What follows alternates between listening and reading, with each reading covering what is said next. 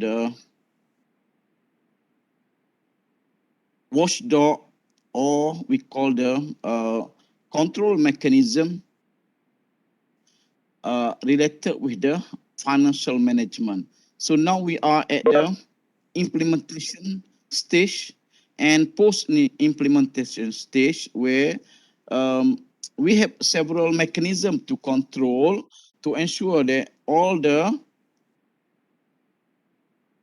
approved allocated budget being spent accordingly by the implementation agency, or we call by the operating agency.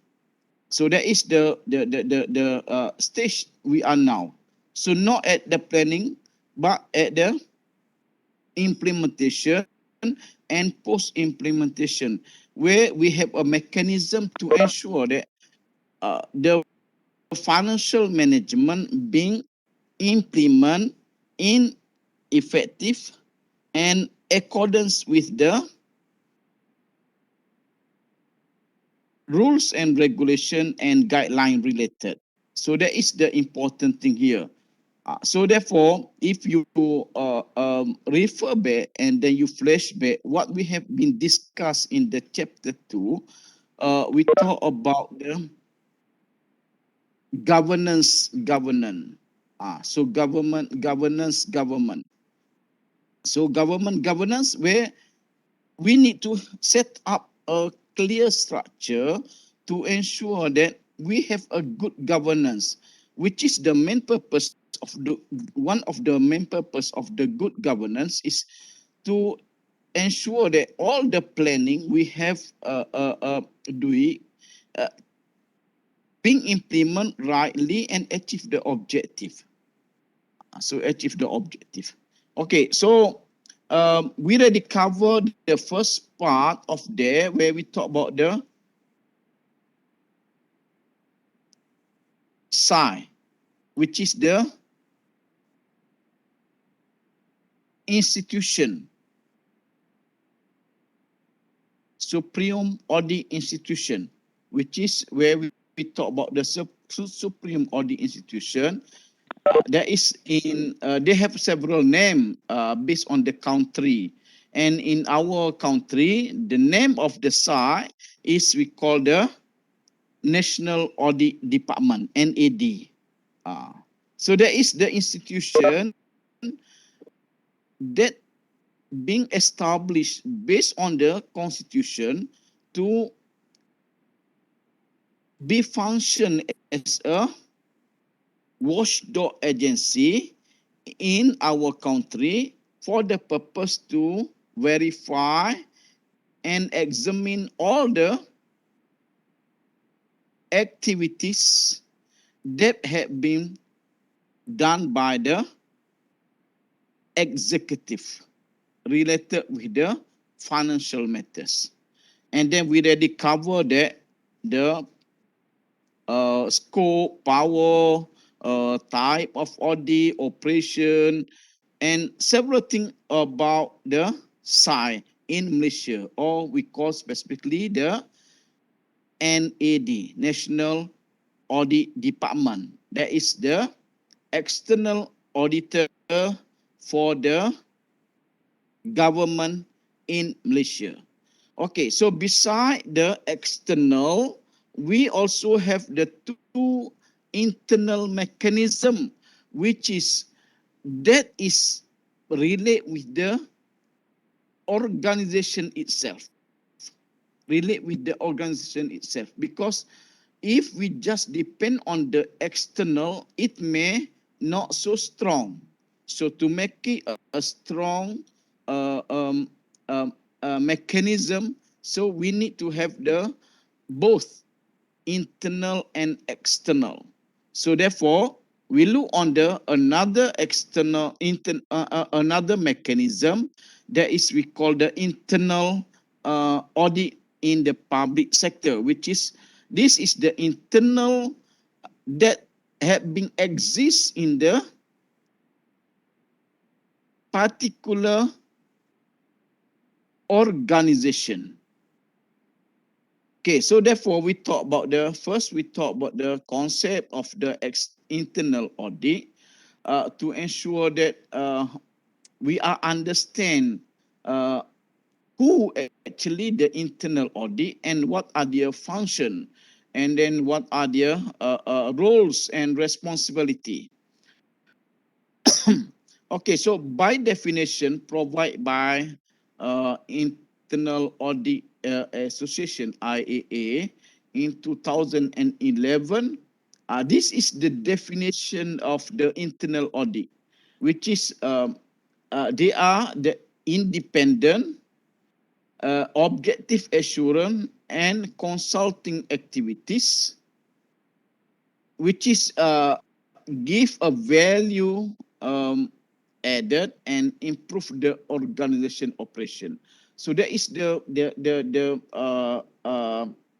concept and definition of the internal audit, which is the auditor, the independent person or independent unit or independent group that is doing the uh, uh, activities of the auditing uh, in order to provide the assurance and consulting the activities. So therefore, the internal audit, they must be independent. But independent here, you need to be clear. The definition of the independent is not similar to the definition of independent as we talk about the external auditor.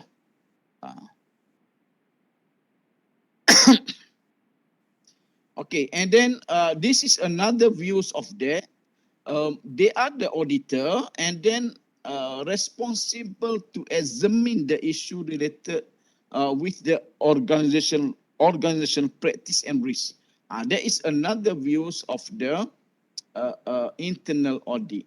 So basically, internal audit, they do the same thing as external audit, but um, they are focusing on the what have been practiced in the organization and the risk of that organization face. Okay, and then in the public sector in Malaysia, the requirement to establish internal audit is not same as the external audit. Therefore, internal audit not bound by the Audit Act 1957. That is not bound by the Audit Act, or they are not bound by the what we call the Constitution. So, because originally the internal audit is not stated in our Constitution, because this is the internal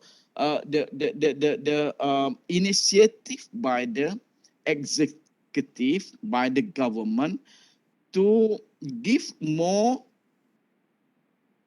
confidence of their work.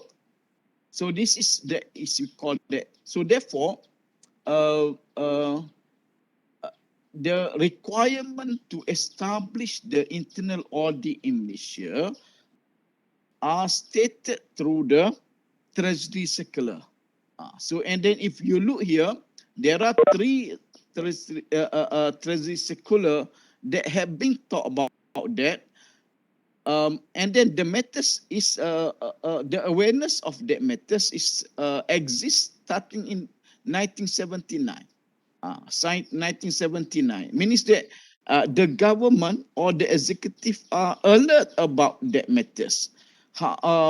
Important for the each organization in the public sector to set up the uh, internal audit unit to help them in facing the risk and in helping the management to overcome several weaknesses in especially on the internal control. So, and then later it being stressed in the 24, where a new circular being provided, and the latest is 2013, which is the 2013 is come together with the requirement to establish the audit committee.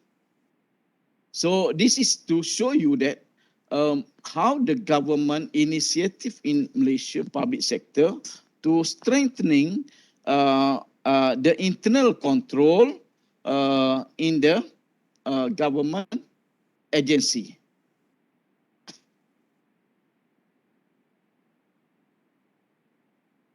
Okay, and then internal auditor, they are responsible to controlling officer. Means that they are responsible, they need to provide the report to the controlling officer in their organization. So controlling officer, you need to refer to the section 3. What are the controlling officer? The top person in that organization. Okay, and then internal audit report directly to controlling officer, but NAD can use the report provided by the internal audit in helping them exercise their duties and responsibility.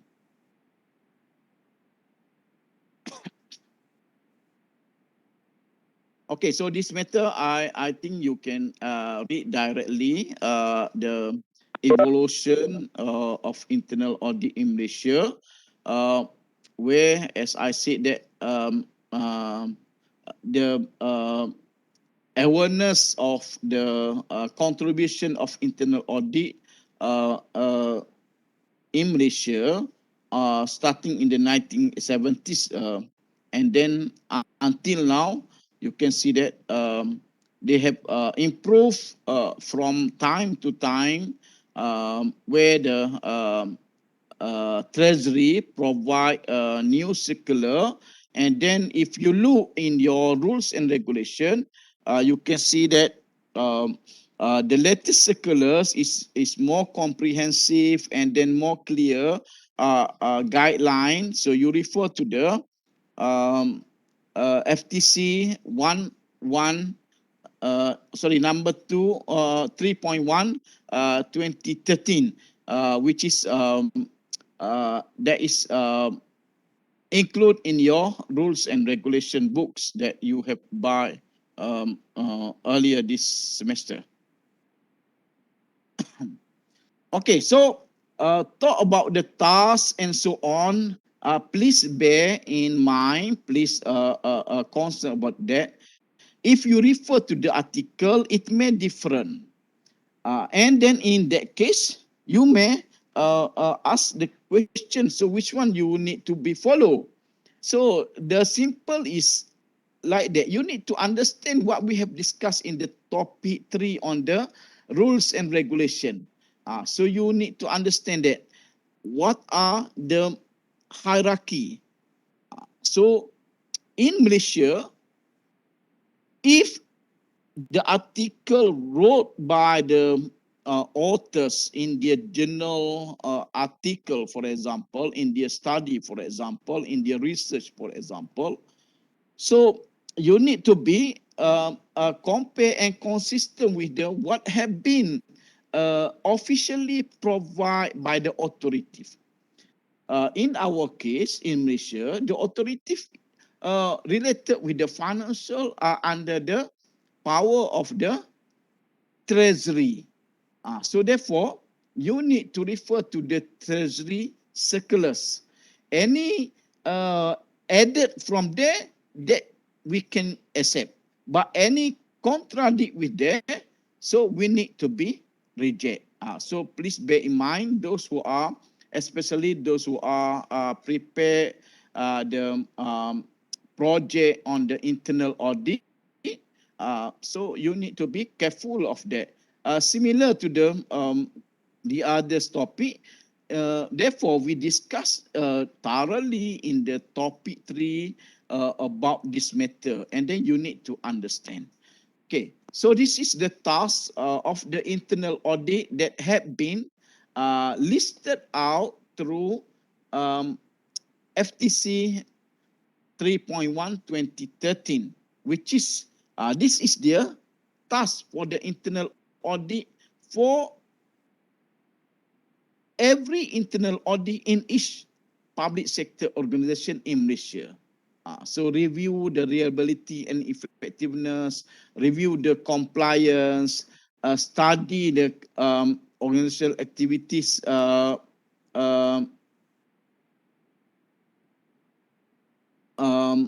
are managed in proper, review asset and the interest of the organization, provide advice,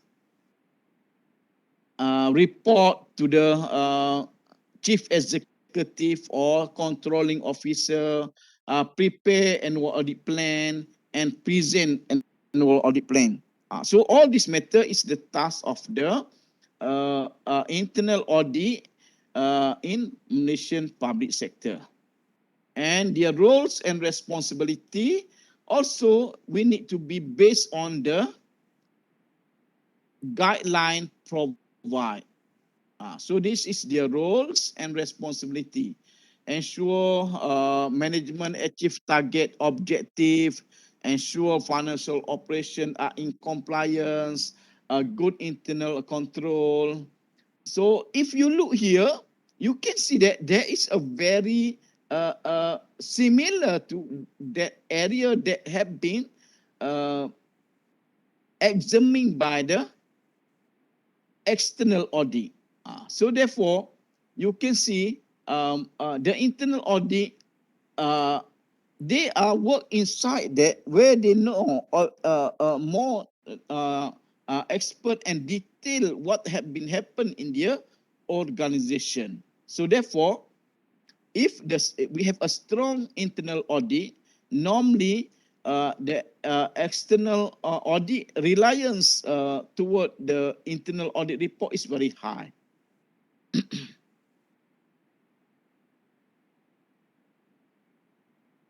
And then in terms of the audit that being conducted by the external internal audit, they are more focused on the financial management audit and performance audit. But bear in mind, performance audit conduct by the internal auditor, it may different with the performance audit conduct by the external auditor. And then we do not discuss detail what have been conduct by the internal auditor on the performance audit, because we don't know every organization have their own, and they may have their own strategy, they may have their own procedure in conducting the performance audit. So therefore, we do not discuss the operation or what we call the execution process in the performance audit conducted by the internal auditor, because every organization have their own strategy, have their own style, and then we don't know unless you want to study using the case study. If we are using the case study, that is the right way. So therefore, this is another thing for those who are doing the project on the general matters or specific matters. If you do a specific matters, for example, a case study, that is you can use that.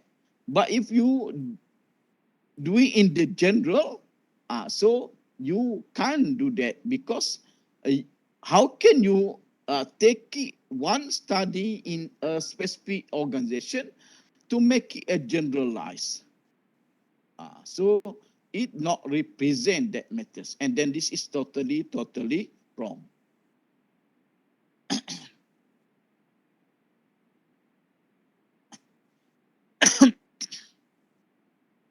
Okay, so this is I give it this part should be come earlier. Um, uh, we should talk about the arrangement of the internal audit around the world. What had been practiced in other countries? Uh, similar to the way we talk about the external audit, um, the position of the internal audit in the public sector around the world is also have some diversification, diversified. So this is the placement of the internal audit.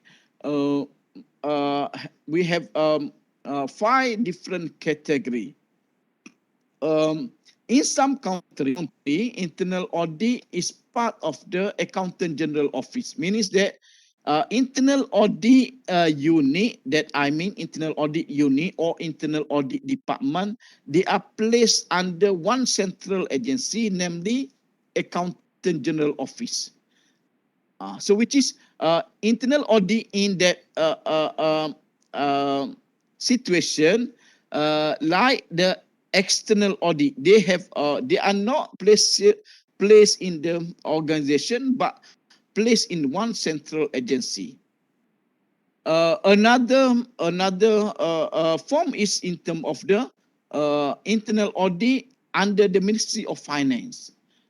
This is one of the department under the Ministry of Finance, which is they are offer the service to the all the public sector organization. Okay, and then this is what have been practiced in our country, decentralized. Means that internal audit function is placed in the uh, uh, um, each department or each organization itself. So another model is internal audit is part of the Auditor General Office. Means that the internal audit, they are stated or they are placed in the Auditor General Office. And then another one is centralized internal audit under the cabinet.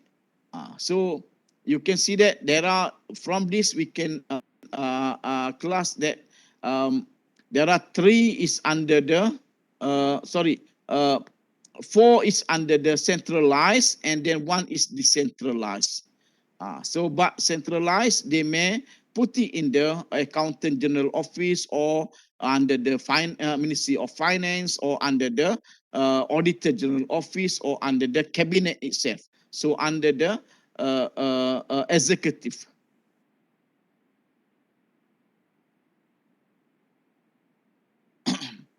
Okay, so this is the internal audit roles, determine internal control, ensure better governance, and assist the public sector entities in achieving their objective.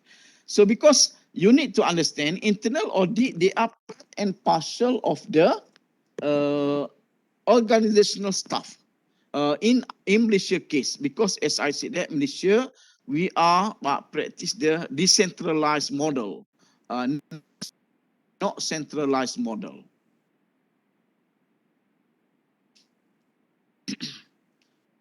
Okay, so this is their function, monitor mechanism. So internal audit actually, they need to monitor departmental. So means that every department in the organization need to be monitored by the internal audit. So monitor and examine.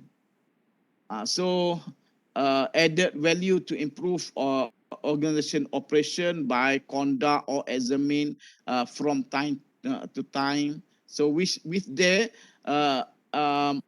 of course, the operation of the organization will be improved. Okay, so this is among the challenges quality, audit committee oversight. So this is related with the power. Sometimes internal audit, they have dilemma because their report need to be submitted to the chief executive officer, or we call the controlling officer, who are responsible on the operation. So when you talk about that, there is maybe conflict of interest, because if he or she, that is as internal audit, make it report, provide, expose the witnesses, or we say that comment on the operation of the um, uh, controlling officer. So how do you feel? So sometimes you feel there is not so pleasure of that, because you criticize your boss. In simple, you criticize your boss, and then can you criticize your boss? So there is some of the dilemma. Therefore, we say that this is challenges. Therefore, to overcome that matters, in Malaysia, we have another committee to study that receive the report of the internal audit, that the committee are placement over the controlling officer, that we call the audit committee. So the audit committee. So audit committee, they are their structure is above the controlling officer, which is they are placement under the board of directors. So the board of directors is more over than the controlling officer. Okay, so and at the end, this is the aspect that we can compare between the internal and external audit in terms of the several areas, such as duration of the conduction, and then audit or the auditor involved, appointment, responsibility, report format, users, areas, type of audit, or we call the scope of audit. So actually here is scope, scope of audit, and then the focus.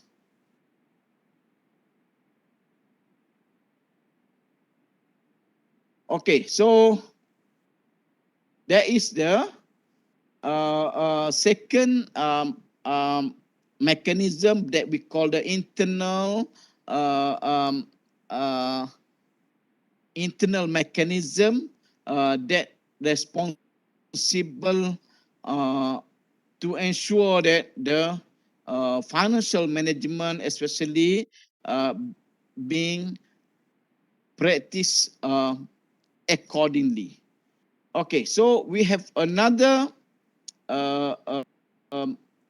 internal mechanism control, that is we call the audit committee, AC. So audit committee, AC, which is the AC is the if you look here, you may confuse, but let I explain to you about that.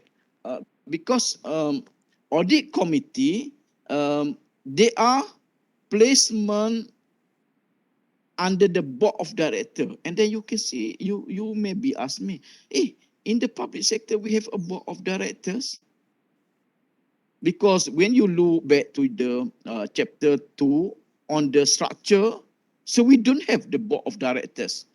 So therefore, this part we need to be clear about that. Actually, the audit committee guideline that provide by the TC 3.2 2013, this is specific for the statutory body, not for the government department. So this is more toward on the public sector organization that enjoy autonomy power. And then if you refer back in our discussion on the structure, so we are classify our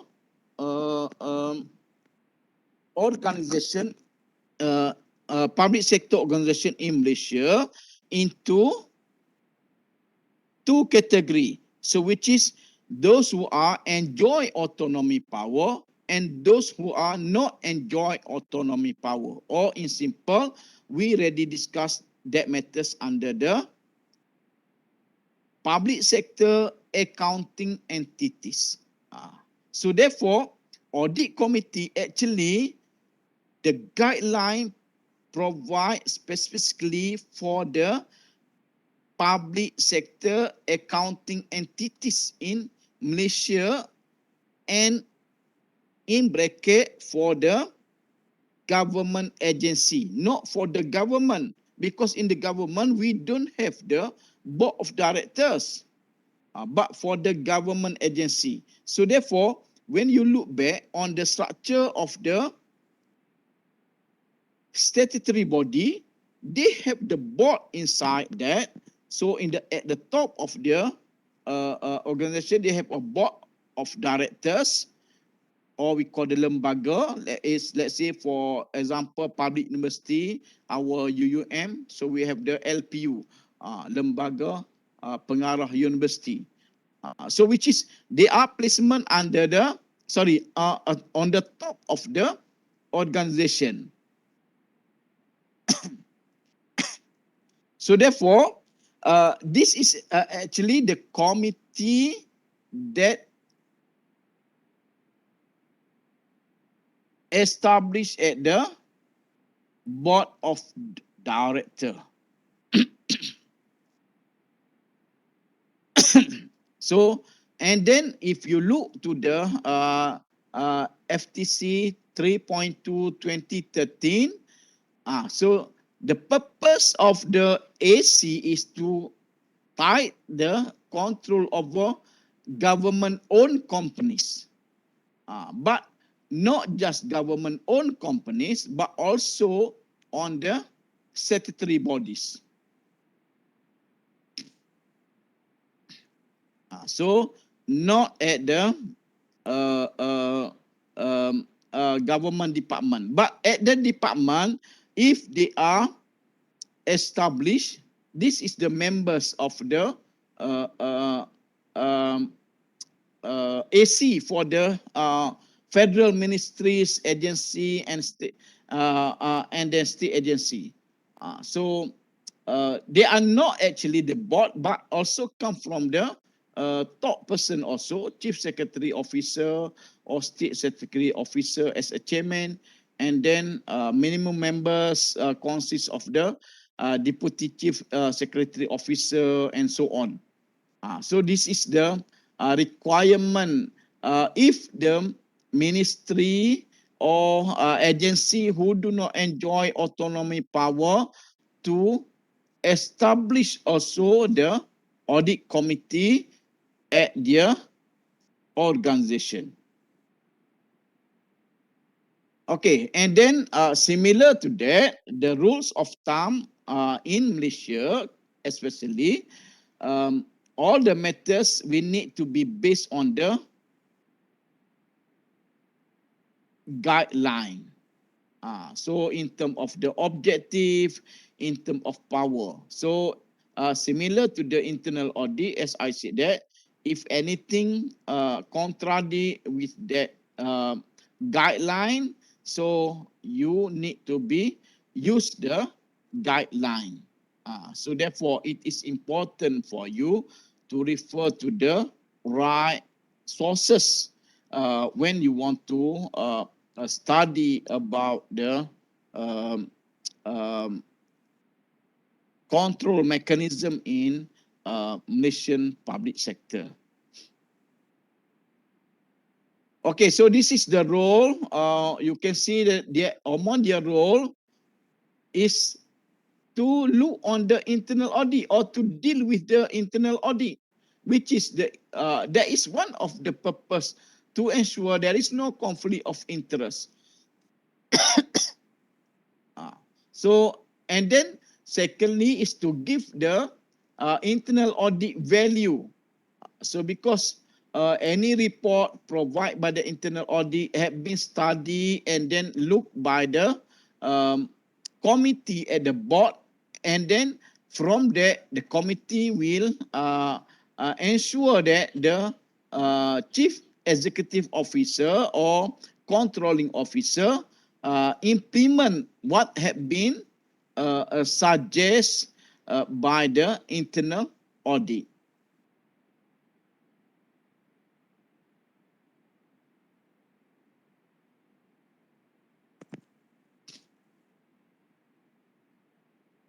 Okay, so this is the fiduciary responsibility of the audit committee.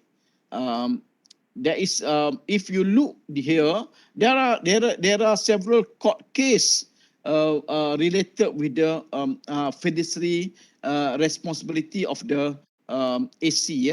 Especially if you follow through the case of the One Malaysia Development and so on, because this is the government-linked company there where they have their internal audit, and also they have the audit committee that to look on the action done by the CEO of the organization, and then if there is anything happen to the organization, so the related parties can question the fiduciary responsibility of the audit committee members, because if you look, they need to provide oversight. Oversight. So means that oversight what? Pengawasan. So they need to oversight the internal and external audit activity. So which is if anything, any negligence should be taken into consideration earlier. Okay, so this is the role of AC based on the INTOSAI. There is a general. If there is no clear guideline by the FTC, so we can use the guideline provided by the international body.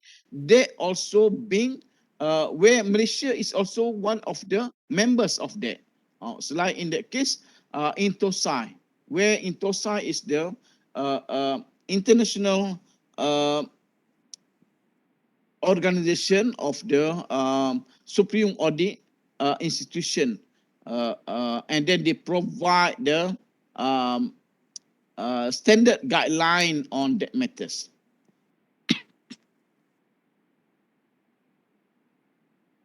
Okay, and then this is the last of our topic today. So we talk about the another control mechanism. This is at the central, at the very top, at the institution that is we call the legislative institution. So legislative institution.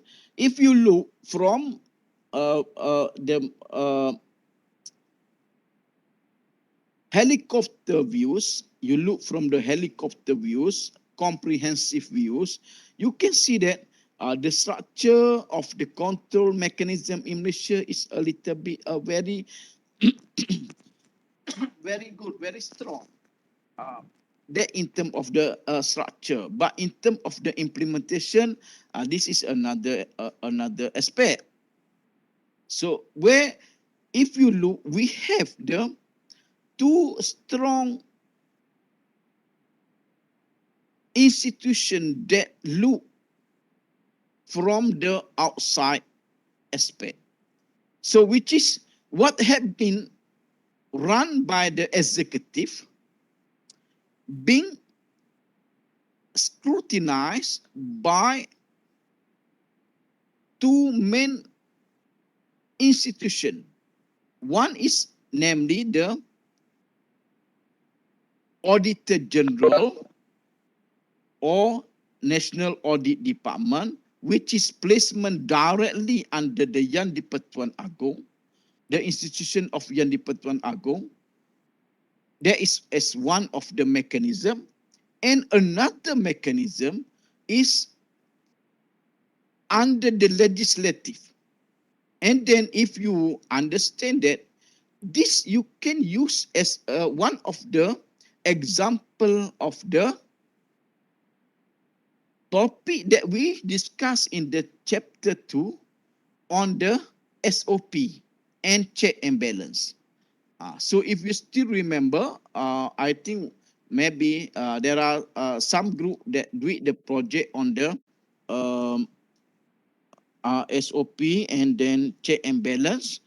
So this is one of the mechanism or one of the proof to show that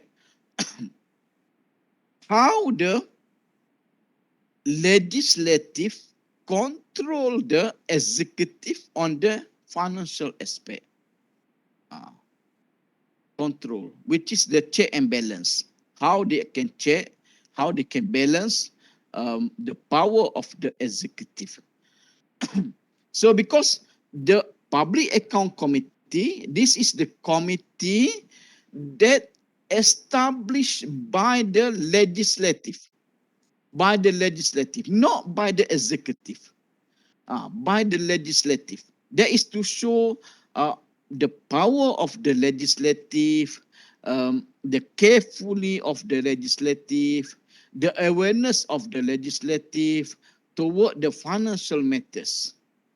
Because legislative also responsible, and then from where we can look the starting point to make it more clear.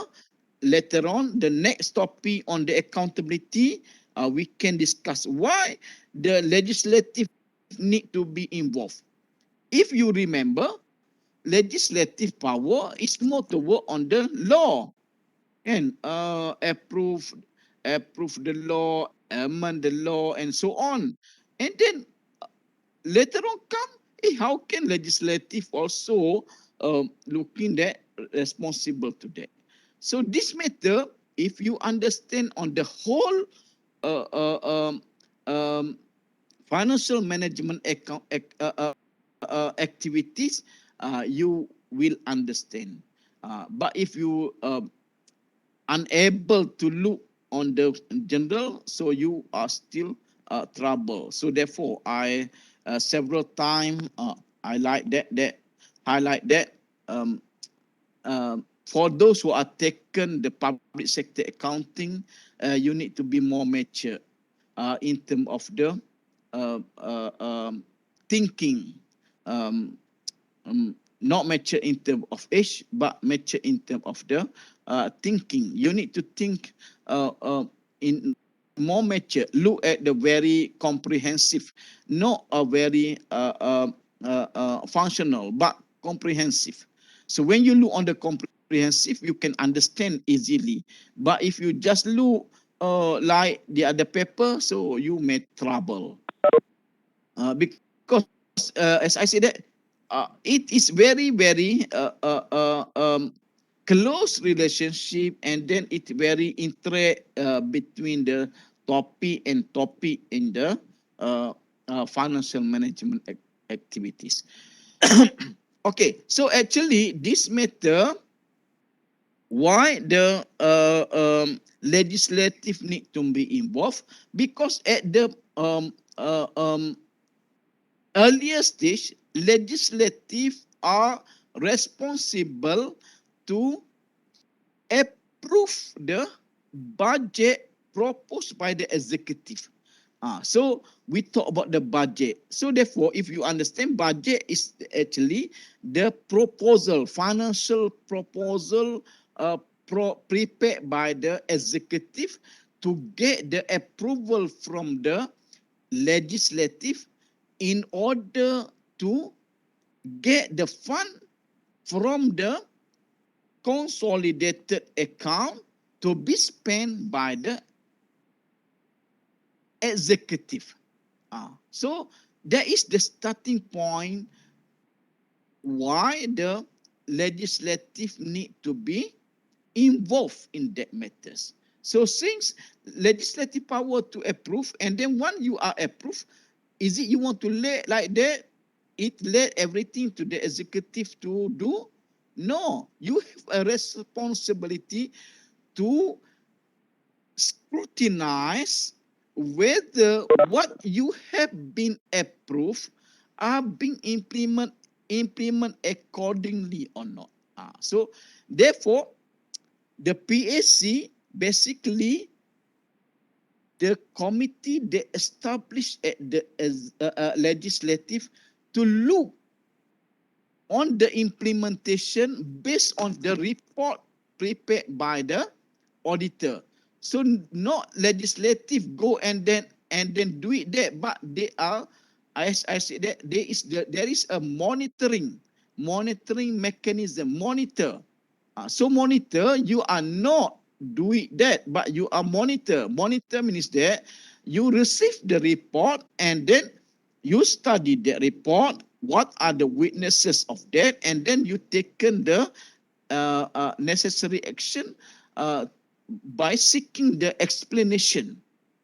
So therefore, this committee uh, um, established at the legislative, whether they are at the federal or the state, they are exist, and then they have several uh, um, members to look on that matters, which is the main function is to examine public account for the federal and financial report for the state and respond to the Auditor General report.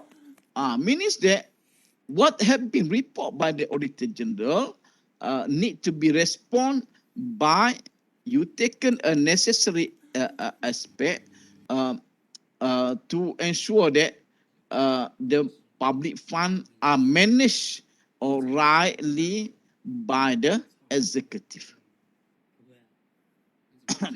Okay, so this is the authority and structure, which is the appointment of the PAC. That is all talk about the appointment procedure for the PAC. So I think this is a straightforward and you can read directly. And then the power of the PAC, they are gain the power through the standing committee, not through the guideline. You can see guideline are provided by the government agency, by the executive. So if you say that, oh, you try to find out the guideline, sorry to say that because you don't understand the structure.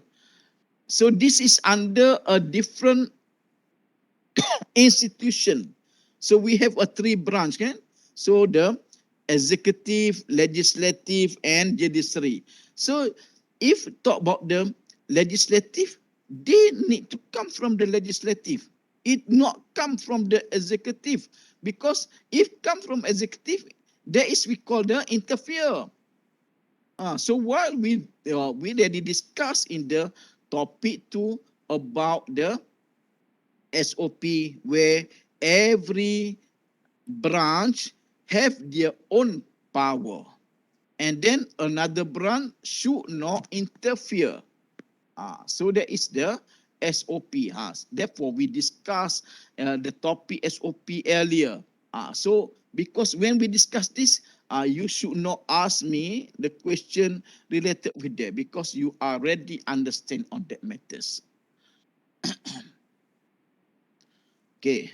And then this is the power, function, roles and responsibility also. So therefore, I provide to you the sources. For those who are interested, you can search through Google Engine. SO refer to the standing order. So because there is in the parliament, they are not say about the guideline or FTC or whatever. That is fall under the executive. This is fall under the legislative. So they based on the standing order SO 77.1. That is the role of the PSC. Among others is to account, to authorize to inspect. So inspection, the account, such account, the auditor general report, and so on. So this is the responsible of the PAC, and this is the execution of the PAC. So how they make their work is they based on the, as I said, that they don't have a power and capabilities to examine like the auditor general, because they are come from the members of the parliament. They have their own duties and responsibility. So therefore, they are basically based on the auditor general report as their main sources in doing their roles and responsibilities. Okay, and then that is the conclusion of our topic. So we talk about the mechanism where we have the two external mechanism, namely external auditor and audit committee, and two internal mechanism, namely internal audit and the audit committee.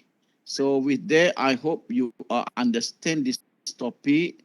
And then this is the references that if you want to um, um, um, read and then further understand, you can refer to this particular study and sources.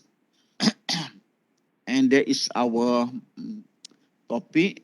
So with that, that's all for today. Okay, so before we end our session, um, just to remind you, on our next meeting on Thursday, we don't have the lecture, but we are concentrate on tutorial one. Tutorial one. Okay, so for the operation of the tutorial one, I will sorry, no, I will. I will let all the group to pick the question they want to provide the answer through WebEx. So you need to present your answer based on the question. If you remember, tutorial one, I provide here tutorial one.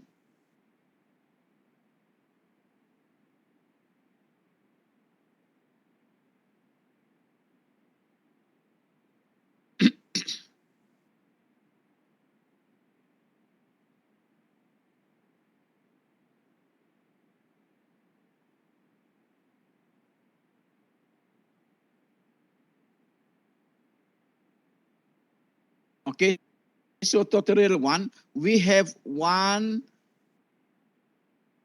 2, 8 questions. So we have all together 8 questions. You can see. So 8 questions. And we have a 10 group. We have a 10 group. So question 1, question 2, question 3, question 4, question 5, question 6, 7, and 8. So we have 10 group. So means that question number 6 will be answered by the two group, 6 A, B, C, and D, one group, 6 E, F, G, H, another group. So now we have a 9 question, and another one is on this matter.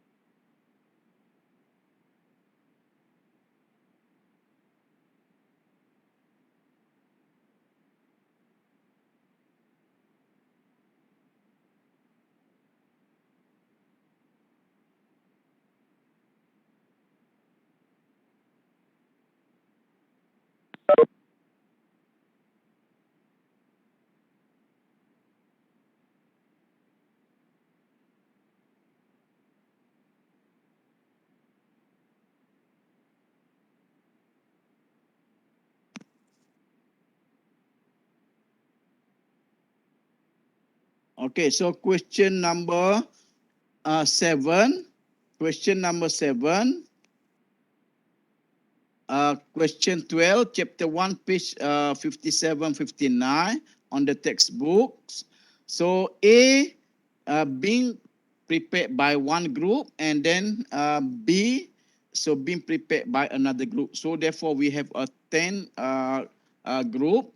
And then I let to you to choose which question the group want to answer. Let's say tutorial group 1 want to answer 6 A, B, C, and D. And then group 2 want to answer 6 B, E, F, G, H. So that, like that. And then each group need to book their interested question to be answered through WhatsApp. So you just deliver in the WhatsApp, and then as usual, first come basis, determination, and then your mark are based on the sample that you want to answer. Let's say the group 1 want to answer number 6 A, B, C, and D, and then if you fail to provide the answer this, so you will get 0 mark on tutorial 1. So because we use the sample, uh, uh, the answer you provide, and then you sending the rest of that, I will not consider. I will based on the sample of that matters. Okay, so any question on that, class? On the tutorial that we will uh, um, um, run on Thursday. Okay, so if there is no more question, I think we stop here. And then that's all for today. And thank you. Wassalamualaikum warahmatullahi wabarakatuh.